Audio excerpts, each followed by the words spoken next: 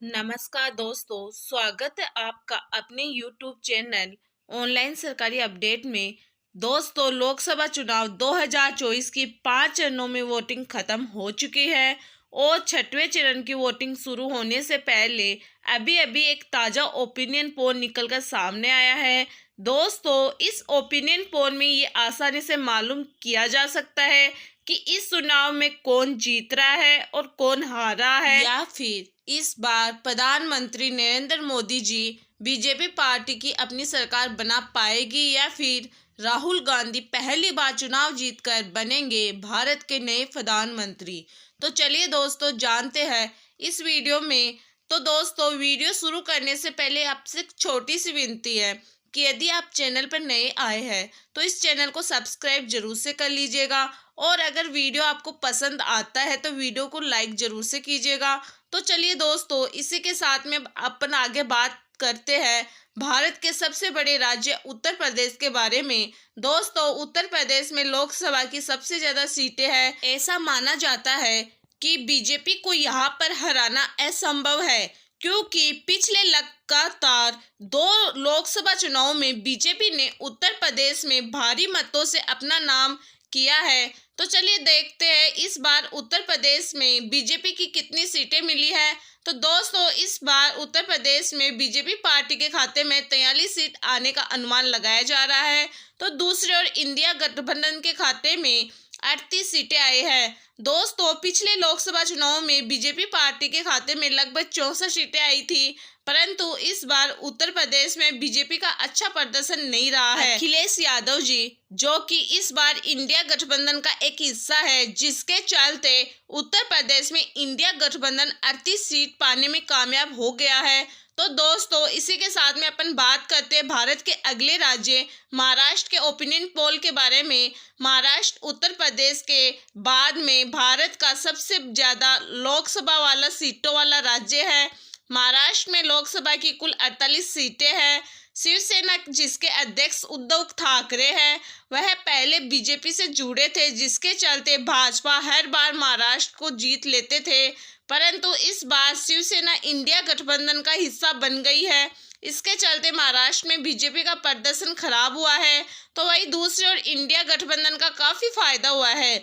दोस्तों, महाराष्ट्र में BJP party के खाते में 16 सीटें आई है, तो वही दूसरी ओर इंडिया गठबंधन के खाते में 30 सीटें आने का अनुमान लगाया जा रहा है। दोस्तों, उत्तर प्रदेश की महाराष्ट्र में बीजेपी की सीटें गिरती हुई नजर आ रही है। तो चलिए दोस्तों, इसी के साथ में अपन बात करते हैं पश्चिमी बंगाल राज्य के बारे में।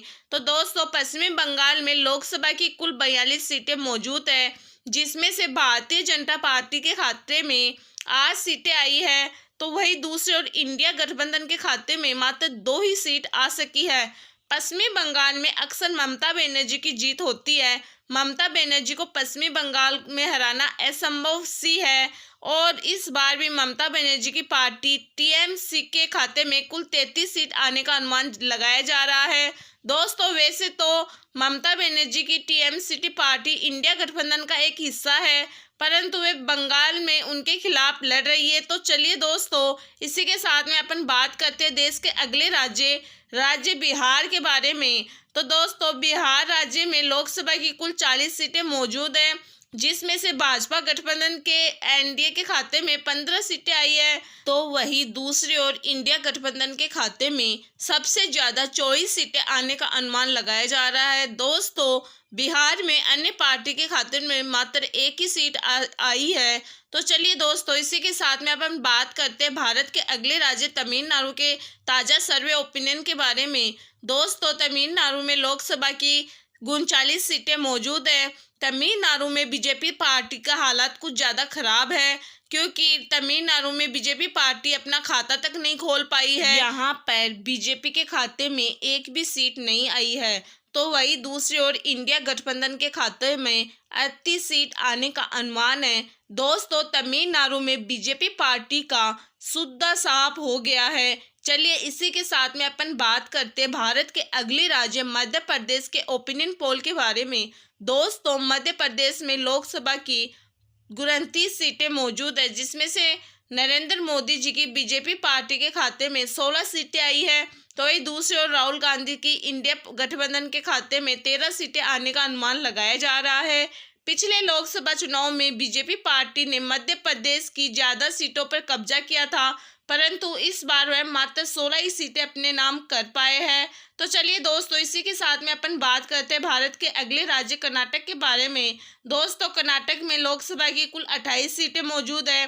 दोस्तों, कर्नाटक में बीजेपी पार्टी और कांग्रेस दोनों ही आमने सामने हैं और ऐसा माना जा रहा है कि ये दोनों आमने सामने की लड़ाई लड़ती है तो अक्सर बीजेपी ही विजय होती है, परंतु यहाँ पर बीजेपी और इंडिया गठबंधन दोनों ही पार्टियों के खाते में बराबर सीटें आने हुई नजर आ रही है। तो चलिए दोस्तों, इसी के साथ में अपन अगले राज्य की बात करते हैं, भारत के अगले राज्य गुजरात के बारे में। दोस्तों, गुजरात में लोकसभा की 26 सीटें मौजूद है।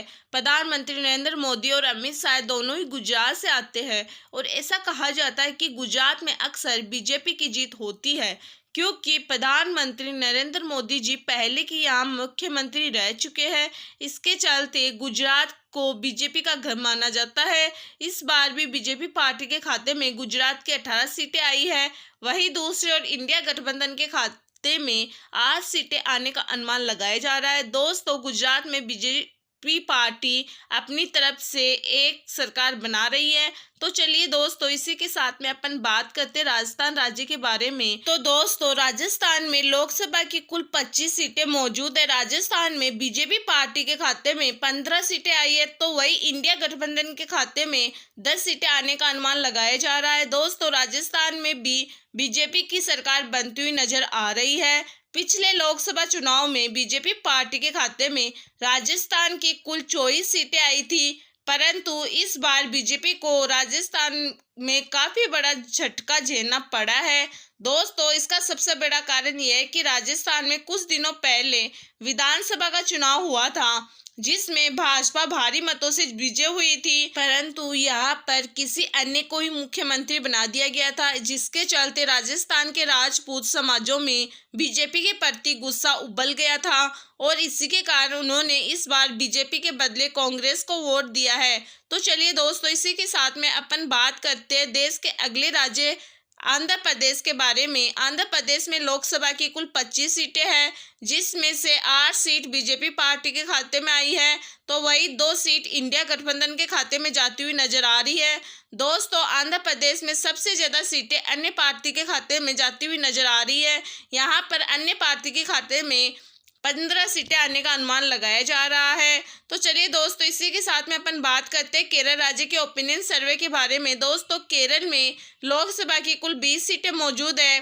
यहाँ पर इंडिया गठबंधन स्पीड करते हुए नजर आ रही है। केरल राज्य में इंडिया गठबंधन की कुल 20 सीटें नजर आ रही है और वही दूसरी ओर बीजेपी पार्टी का खाता तक नहीं खुल पाया है। बीजेपी खाते में केरल में एक भी सीट नहीं आई है। दोस्तों, केरल और तमिलनाडु 2 ऐसे राज्य हैं जहां पर बीजेपी पार्टी अपना खाता तक नहीं खोल पाई है, तो वही दूसरी ओर इंडिया गठबंधन के खाते में अधिक सीटें आई है। तो चलिए दोस्तों, अपन बात करते हैं उड़ीसा राज्य के ओपिनियन पोल के बारे में। दोस्तों, उड़ीसा में लोकसभा की कुल 21 सीटें हैं, जिसमें से भाजपा गठबंधन एनडीए गठबंधन के खाते में 8 सीटें आई है, तो वही दूसरी ओर इंडिया गठबंधन के खाते में 1 सीट आने का अनुमान है। दोस्तों, उड़ीसा में अन्य पार्टी के खाते में सबसे ज्यादा सीटें जाने का अनुमान लगाया जा रहा है।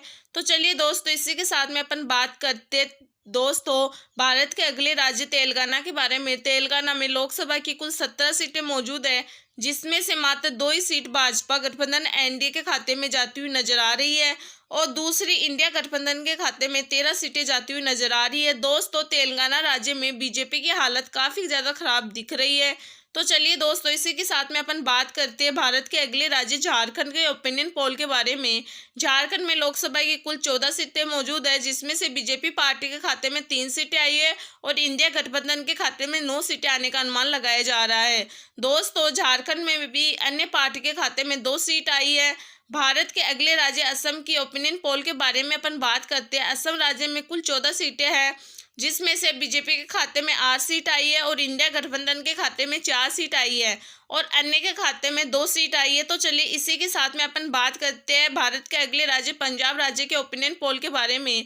दोस्तों पंजाब में लोकसभा की कुल 13 सीटें हैं। इसमें से इंडिया गठबंधन के खाते में 9 सीटें आई है और दूसरी और अन्य पार्टी के खाते में 4 सीटें आई है।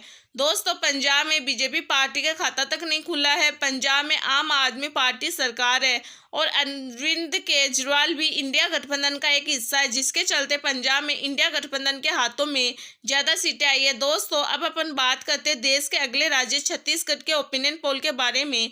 छत्तीसगढ़ में लोकसभा की कुल 11 सीटें मौजूद है, जिसमें से बीजेपी पार्टी के खाते में 6 सीटें आने का अनुमान लगाया जा रहा है।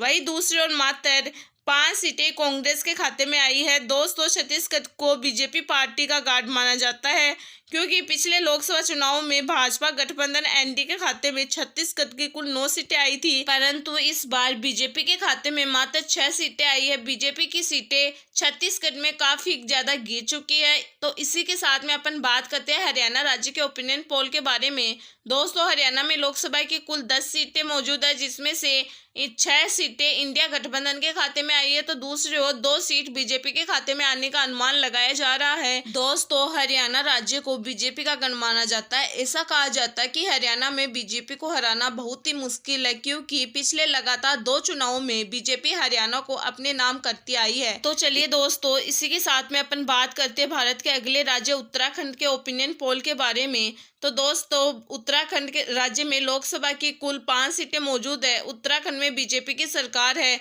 जिसके चलते यहाँ पर उन्हें काफी ज्यादा सीटें प्राप्त हुई है। तो दोस्तों इसी के साथ में अपन बात करते हैं अगले राज्य भारत के हिमाचल प्रदेश के ओपिनियन पोल के बारे में। हिमाचल प्रदेश में लोकसभा की कुल 4 सीटें मौजूद है। हिमाचल प्रदेश में दोनों ही पार्टियों के खाते में बराबर सीटें आई है। तो चलिए दोस्तों इसी के साथ में अपन बात करते हैं भारत के अगले राज्य गोवा के बारे में। तो गोवा में लोकसभा की कुल 2 ही सीट मौजूद है, जिसमें से एक सीट दोनों पार्टियों की ओर खाते में जाती हुई नजर आ रही है। तो चलिए दोस्तों इसी के साथ में अपन बात करते हैं भारत के अगले राज्य मेघालय की ताजा ओपिनियन पोल के बारे में। तो मेघालय में लोकसभा की कुल 2 ही सीट मौजूद है। यहाँ पर भी लोकसभा की दोनों ही पार्टियों के खाते में एक सीटें आई है। इसी के साथ में अपन बात करते हैं अरुणाचल प्रदेश के बारे में। अरुणाचल प्रदेश में लोकसभा की कुल 2 सीटें मौजूद है, जिसमें से इंडिया गठबंधन के खाते में जाती हुई नजर आ रही है। तो चलिए दोस्तों इसी के साथ में अपन बात करते हैं भारत के अगले राज्य त्रिपुरा राज्य के बारे में। दोस्तों त्रिपुरा में लोकसभा की कुल 2 सीट है। दोनों ही सीटें बीजेपी के खाते में जाती हुई नजर आ रही है। तो चलिए दोस्तों इसी के साथ में अपन बात करते हैं देश के अगले राज्य मणिपुर के ओपिनियन पोल के बारे में। दोस्तों मणिपुर लोकसभा की कुल 2 ही सीटें मौजूद है, जो कि इंडिया गठबंधन के खाते में जाती हुई नजर आ रही है। अब अपन बात करते हैं भारत के अगले राज्य मिजोरम के बारे में। दोस्तों मिजोरम में लोकसभा की कुल 1 ही सीट मौजूद है, जो कि इंडिया एयरलाइंस के खाते में जाती हुई नजर आ रही है। तो इसी के साथ में अपन बात करते हैं भारत के अगले राज्य सिक्किम के बारे में। सिक्किम में लोकसभा की कुल 1 ही सीट मौजूद है, जो कि अन्य के खाते में जाती हुई नजर आ रही है। तो दोस्तों मैंने आपको संपूर्ण जानकारी देने की कोशिश की है। तो दोस्तों अगर आप चैनल पर नए हैं तो चैनल को सब्सक्राइब जरूर से कर लीजिएगा। धन्यवाद।